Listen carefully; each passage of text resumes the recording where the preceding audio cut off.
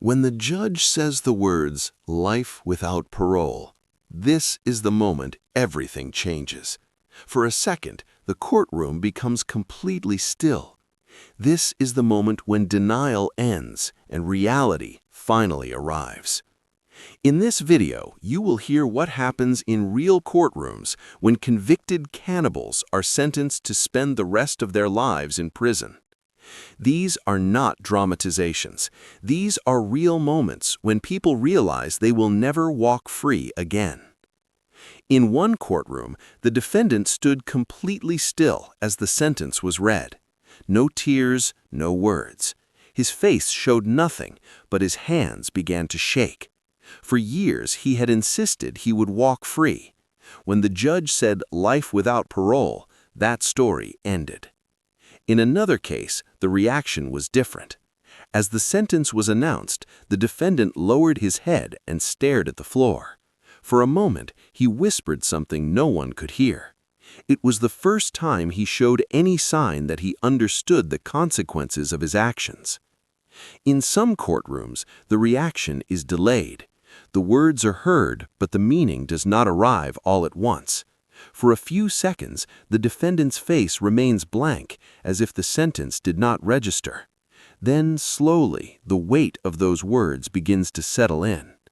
You can sometimes see the shift in posture. The shoulders drop, the eyes lose focus. They are no longer looking at the judge or the courtroom.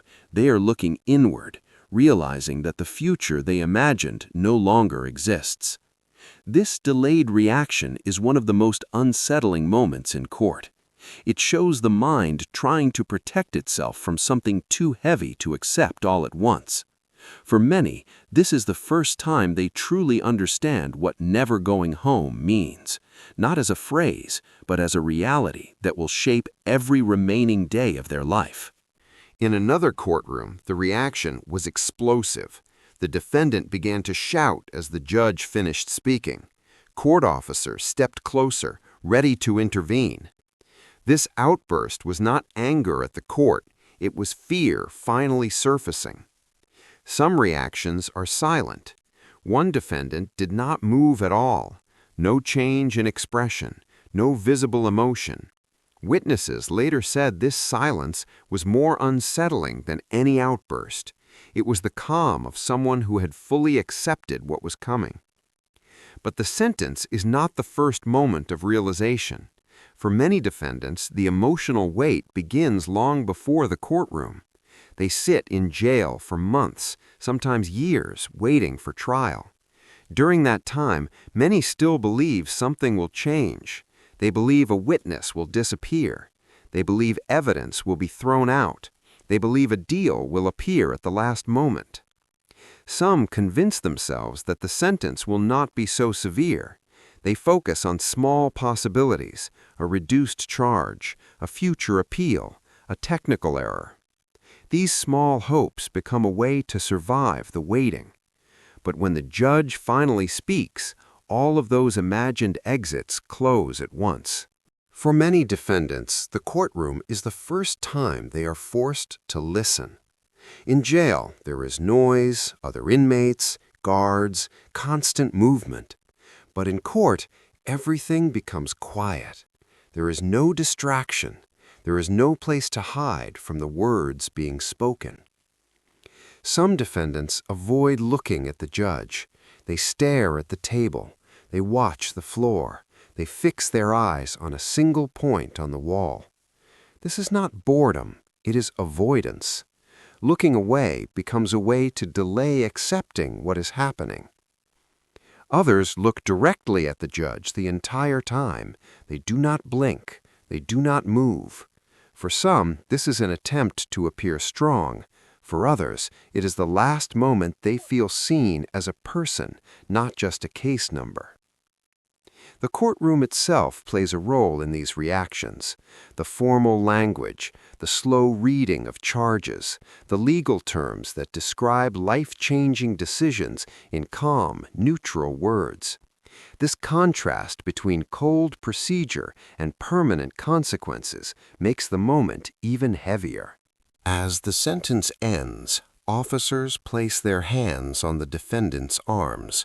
The walk away from the courtroom is slow and quiet. This walk is often the longest walk of a person's life. It is the walk away from freedom. While much attention is placed on the defendants, the families of victims are also present.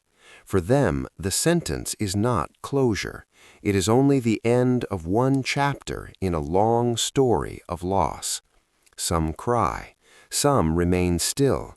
Each reaction carries years of pain. Many families have waded through long investigations and trials. They have listened to details they never wanted to hear. They have had to sit in the same room as the person who caused their loss. The sentence does not heal that pain, but it can bring a sense of finality. It tells them that what happened mattered. It tells them that the harm done to their loved ones was recognized. When people hear the word cannibal, they often imagine something unreal, something distant. But the reality is far more unsettling.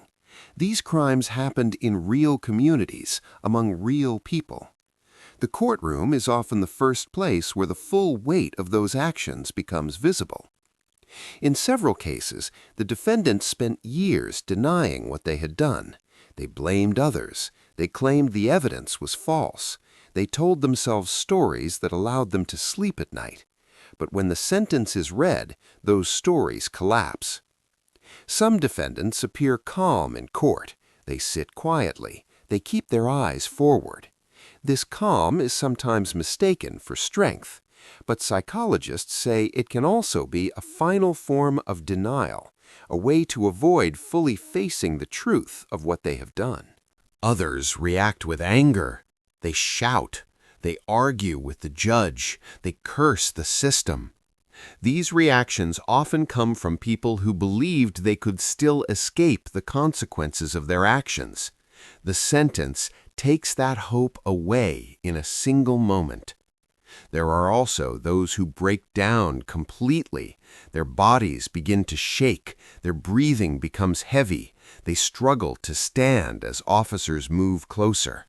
This is the moment when the future they imagined disappears. Everything that once seemed possible is suddenly gone. Life without parole means exactly what it says. There is no second chance. There is no future date to look forward to. For the person being sentenced, time becomes something very different. Days lose their meaning. Years stretch into decades.